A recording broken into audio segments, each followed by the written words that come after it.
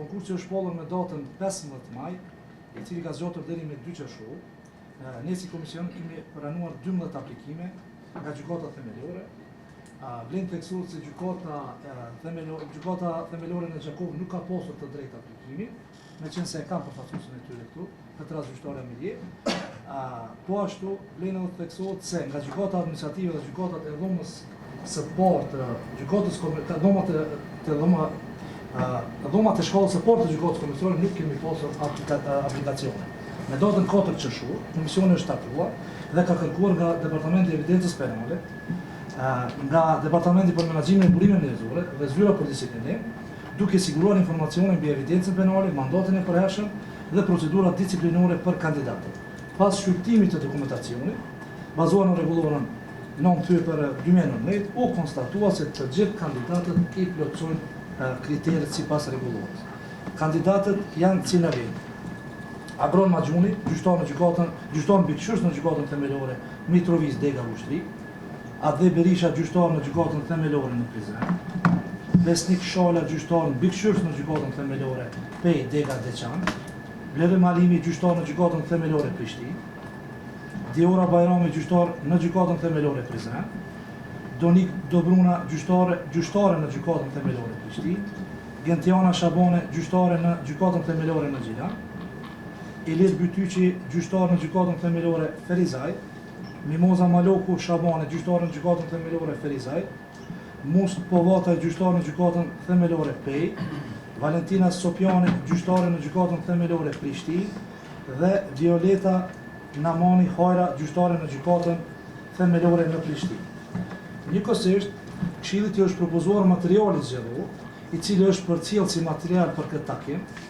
Materiali zgjedhor është dizajnuar në formë të cilin përcakton rregullorja me të gjitha të dhënat, ku përfshihen lista e gjyqtarëve me të drejtë vote të konfirmuar nga Departamenti për Menaxhimin e Burimeve Njerëzore, flet votimet për raundin e parë, eventualisht raundin e dytë, raporti i komisionit i cili do të organizojë dhe mbikëqyr procesin zgjedhor në nivel të gjykatave për raundin e parë, eventualisht raundin e dytë, raportin e zyrtarit të autorizuar të sekretariatit të Këshillit Gjyqësor për proces zgjedhor.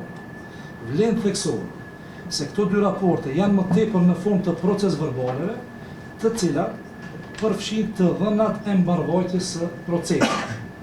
Materialet janë dizajnuar për 6 gjykata themelore, të cilat e konfirmojnë kandidatët e vetë të nominuar për tubim zgjedhor.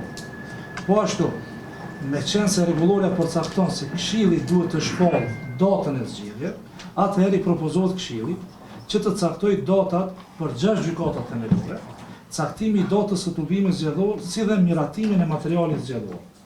Është me rëndësi të theksohet se për ditën e tubimit zgjedhor, ne si komision nuk mund t'i dimë se cil kandidat kalojnë në gjykatat e tyre, do të nominohen nga gjykatat përkatëse, dhe për këtë arsye i propozojmë Këshillit një format të dizajnuar që të jetë zbrast tek emri dhe pastaj i propozojmë Këshillit që të lihet në diskrecion të komisionit që të çelojmë emrin dhe të vazhdojmë me procesin më tutje. Faleminderit. Unë propozoj që data 16 qershor zgjedhjet të organizohen në gjykatën themelore të Prishtinës, me qenë se gjykata më e madhe. Unë propozoj që se i përket orës, me qenë se kemi staf mbështetës, kërkoj nga stafi mbështetës të na tregojnë se cila orë është më e përshtatshme, se si ka kaluar në zgjedhjet do të kaluara. Ndoshta për shkak të Për shkak se seanca, atëherë nëse propozohet për pasdite në orën 9:30, 13:30. Jemi dakord? Jemi dakord. Atëherë me datën 16 qershor organizohen 13:30. Po, zgjedhjet në gjykatën themelore në Prishtinë nga ora 13:30. A jemi dakord gjithë? Po, në rregull. Atëherë Propozoj që me qenë se janë gjykata më të vogla, gjykata themelore Gjilan dhe gjykata themelore Ferizaj, në të dy gjykata të organizohen zgjedhjet me datën 17 qershor. Në gjykatën themelore Gjilan duke filluar nga ora 10, ndërsa në gjykatën themelore Ferizaj duke vazhduar në orën 14. Po ashtu, me datën 18 qershor, propozoj që të organizohen në 2 gjykatat zgjedhjet, në gjykatën themelore Mitrovic nga ora 10 dhe në gjykatën themelore Pej nga ora 14.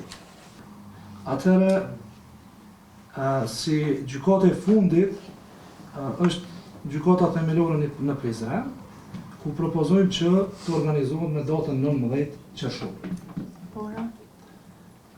Nga ora 11. Pra, ashtu edhe si që potencuat ju kryesues, sa i përket klubimit zgjedhor, do të organizohet me datën 23 qershor, nga ora 13:30. Nga ora 13. Shpallet data e zgjedhjeve për kandidatët e vetëmënuar në gjykatën themelore në Prishtinë, për antarët të Këshillit Gjyqësor të Kosovës që do të mbahet në gjykatën themelore Prishtinë me datën 16 qershor, ditë e mërkurë me fillim në ora 13:30. Po më falë, ditë më.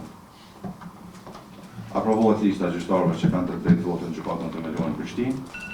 Aprovohet forma fletvotimeve për rundin e parë dhe eventualisht rundin e dytë që do të përdoret në procesin e zgjedhjes së kandidatëve të nominuar në gjykatën themelore në Prishtinë.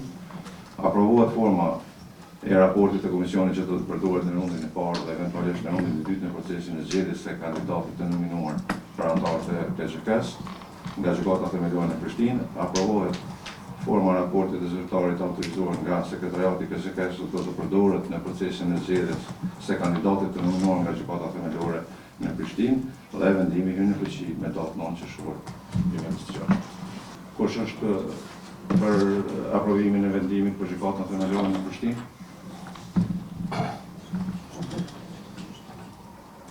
Atëherë edhe njerë shpallin datën e zgjedhjes së kandidatit të vetë nominuar, domethënë konstatohet se vendimi hyn në fuqi me datën 9 qershor. Shpallet data zgjedhjes së kandidatit të vetë nominuar nga gjykata themelore në Gjilan për antarët e Këshillit Gjyqësor të Kosovës që do të mbahet në gjykatën themelore në Gjilan me datë 17 qershor me fillim nga ora 10. Aprovohet lista e zgjedhtarëve që kanë të drejtë votë në gjykatën themelore në Gjilan. Aprovohet forma fletvotimit për rundin e parë dhe eventualisht rundin e dytë që të përdoret në procesin e zgjedhjes së kandidatit nominuar nga gjykata themelore në Gjilan.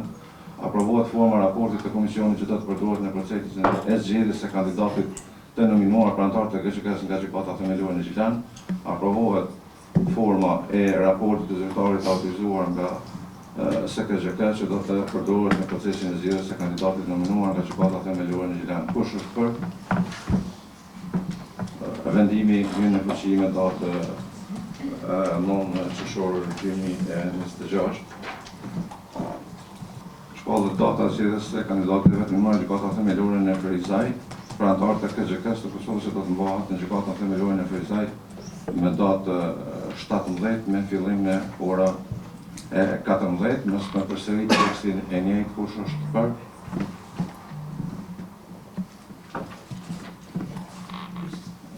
Vendimi hyn në fuqi me datë 9 qershor 2026. Shpallet data zgjedhjes së kandidatit të vetëmënuar nga gjykata themelore në Mitrovic për antarët e Këshillit Gjyqësor të Kosovës që do të mbahet në gjykatën themelore në Mitrovic me datë 18 me fillim në ora 10. Kush është për?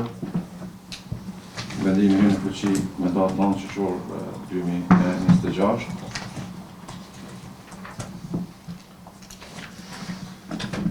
Shpallet data zgjedhjes së kandidatit të vetë nominuar nga gjykata themelore në Pej për antarët e KSK-s të Kosovës që do të mbahet në gjykatën themelore në Pej me datë